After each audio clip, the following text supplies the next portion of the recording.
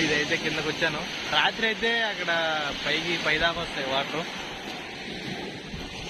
కానీ ఇప్పుడు ఇక్కడ దాకా ఉన్నాయి. దీంట్లో అయితే దిగొచ్చు, పర్లేదు, బాగానే ఉన్నాయి. చూడండి పైన దూరంగా ఏదో ఉన్నాయి, అక్కడ దాకా వెళ్ళాము మేము. ఈ బ్రైట్నెస్ కూడా సరిగ్గా రావట్లేదు. Okay, not bad. చూడడానికి అయితే బాగుంది, సరదా కూర్చొని వ్యూ ఎంజాయ్ చేయదు. కానీ దీనికి అయితే ఇంటర్వ్యూస్ ఏం లేదు, సరదాగా వచ్చే సరదాగా ఎంజాయ్ చేయడమే. బాగుంది చూడండి. రాక్స్ ఉన్నాయన్నమాట, అందుకే దీనికి రాక్ బీచ్ అని పెట్టారు. ఎలా ఉండే కదా.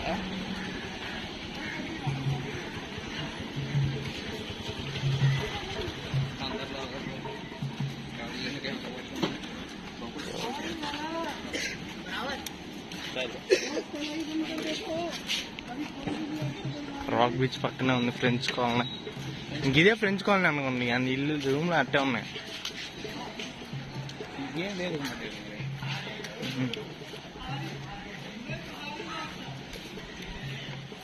ఇది రాక్ బీచ్ పక్కనే ఉంది మరి. ఇది ఈ రోడ్ అదే.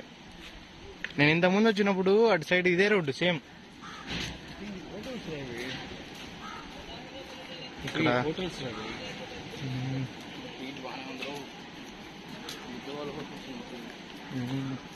హోటల్స్, ఎన్ని హోటల్స్.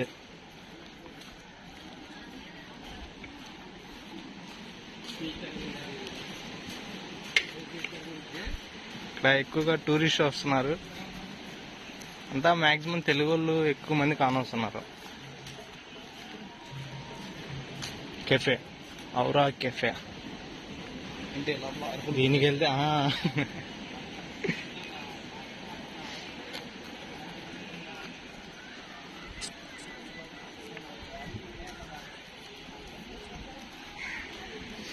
ఇదే అనుకుంటా. ఎందుకు వేరే బీచ్ చూడు, ఇంకో బీచ్ ఉండాలరా. ఇదే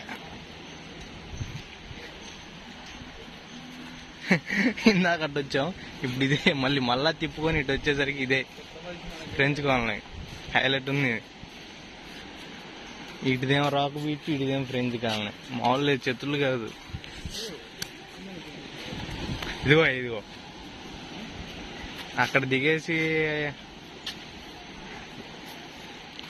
ఓకే, పర్లేదు లేదా. ఇదైతే లొకేషన్ ఫొటోస్ నీకు బాగుందా.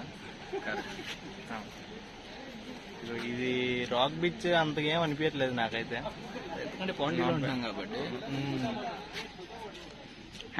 హైలైట్ ఏంటంటే అది ఏమండి ప్లాటినం బండి వేసుకొచ్చినాం, పెట్రోల్ కొట్టలేదు దానికి. ఇంకా కొట్టిద్దాం తొందరగా, 50 రూపాయలు కొట్టితే చాలే. ప్లాటినం ఖచ్చితంగా ఒక 60 వస్తుంది, చాలా సెట్ అయిపోతుంది. 100 రూపాయలతో పాండి మొత్తం తిరిగి వచ్చాము. ఎవరి వల్ల కాదు అది, టెక్నాలజీ వల్ల కాదు. కానీ నెక్స్ట్ ఎక్కడికి వెళ్దాం కామెంట్ చెప్పండి. లైవ్ కాదురా ఇది, నేను మీ అమిగో.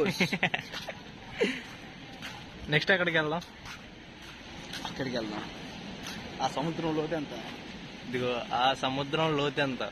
వాడు అక్కడికి వెళ్ళి ఎలా నాటాడు మొక్కల్ని. అది తెస్తా, నేను అది తెస్తా.